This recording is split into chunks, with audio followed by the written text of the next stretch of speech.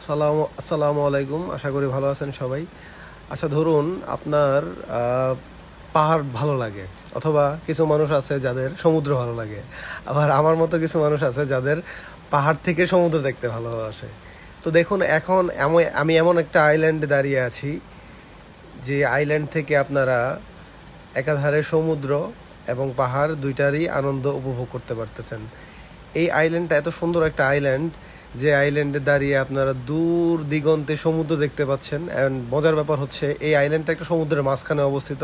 আর এটা একটা স্বাধীন আইল্যান্ড, এদের নিজস্ব সব ধরনের সুযোগ সুবিধা আছে। এখানে একটা ছোট একটা এয়ারপোর্ট আছে। তারপরে এখানে আশেপাশের যে ভিউগুলো দেখতে পাচ্ছেন, মনে হচ্ছে যে এটা নিউজিল্যান্ড অথবা অস্ট্রেলিয়ার কোনো জায়গাতে আপনারা চলে আসছেন। বাট এটা নিউজিল্যান্ড বা অস্ট্রেলিয়ার কোথাও না। আমি আপনাদেরকে কমেন্ট করে পরে জানাবো জায়গাটা কোথায়। বাট জায়গাটা অসম্ভব রকমের খুব সুন্দর একটা জায়গা।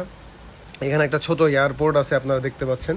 এই এয়ারপোর্টে দিনে সর্বোচ্চ ৫-৭টার মতো ফ্লাইট ল্যান্ড করে। এর মধ্যে কিছু ইন্টারন্যাশনাল ফ্লাইট আছে, কিছু ন্যাশনাল ফ্লাইট আছে। দেখতে পাচ্ছেন সমুদ্রের তীর ঘেঁষে ছোট্ট একটা এয়ারপোর্ট। ওই যে দূর দিগন্তে ২-৩টা এরোপ্লেন দেখা যাচ্ছে।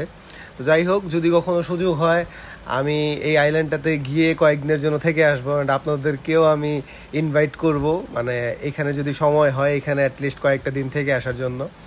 আজকের মতো আমার ভিডিওটা এখানে সমাপ্ত করতেছি। আলহামদুলিল্লাহ, নেক্সটে শাওনের চোখে নতুন পৃথিবী দেখার জন্য উপস্থিত থাকুন।